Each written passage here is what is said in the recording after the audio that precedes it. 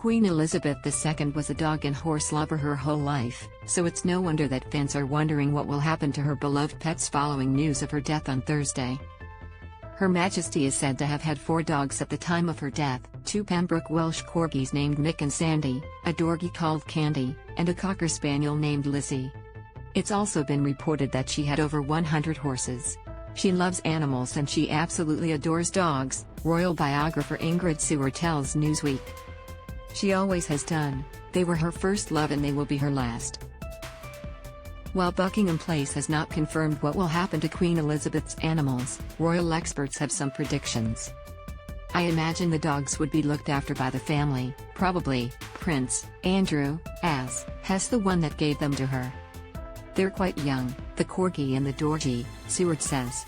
Meanwhile, British author and journalist Penny Junor implied in her 2018 book, All the Queen's Corgis, that the dogs will be looked after by Queen Elizabeth's staff.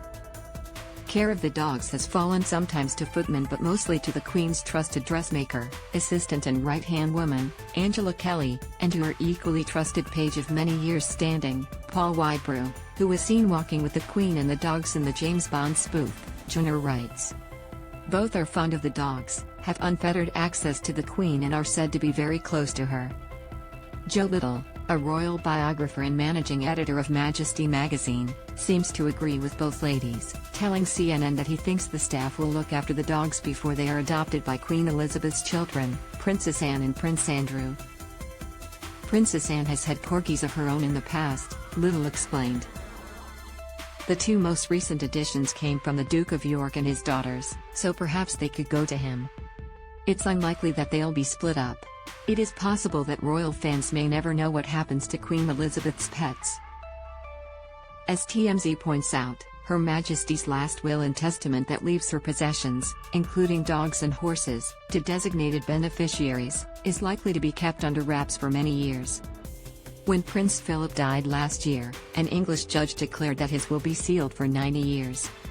It was just after Philip's death that the Queen got 2 new corgis, but she's been a lover of the breed since she was gifted her first one, Susan, in 1933 for her 18th birthday. In 2016, she posed at Windsor Castle on the cover of Vanity Fair with 4 of her dogs at the time. The most moving, important thing about this shoot is that these were all her ideas, photographer Annie Leibovitz told Vanity Fair at the time. Queen Elizabeth wanted to be photographed with her grandchildren and great-grandchildren, her husband, Prince Philip, the Duke of Edinburgh, her daughter, Anne, the Princess Royal, and her corgis. And in February of this year, the Queen's dog, Candy, made a surprise appearance as Her Highness carried out a memorabilia viewing at Windsor Castle, ahead of the 70th anniversary of her accession to the throne. When her pup trotted into the Oak Room, Queen Elizabeth sweetly petted her and said, "And where did you come from? I know what you want." For updates on Queen Elizabeth's death, check out ET's ongoing coverage here. Queen Elizabeth's final moments as the reigning British monarch, ET's The download this video is unavailable because we were unable to load a message from our sponsors. If you are using ad blocking software, please disable it and reload the page.